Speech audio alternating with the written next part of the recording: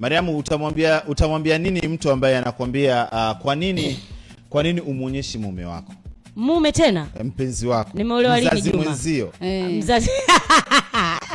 Juma jamani. Maswali matatu tofauti hayo. Mume sijaolewa. Ndio. Mpenzi sina. Mzazi mwenzangu ni kweli nimezaa wa Tanzania. Naomba tu nikiri niwe mkweli. Ni kweli wa Tanzania mimi nimezaa. Nina mtoto. Na babake simuonyeshi. Kwani alinionyesha Juma?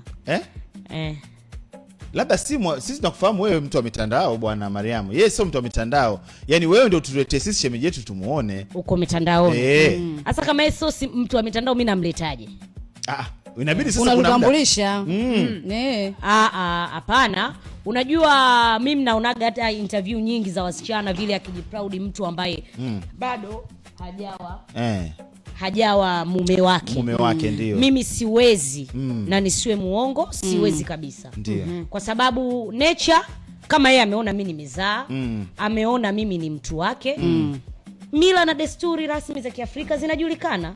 Mimi ni mtu ambaye wasichana wanajifunza, wavulana wanani kutoka public kumtambulisha mtu tena kwenye TV kubwa kama hii ya Wasafi. Jamani, mtanisamee niko single. Sasa kumpa gari umeweza. Kumtambulisha na shingo. Hapo tena kabisa.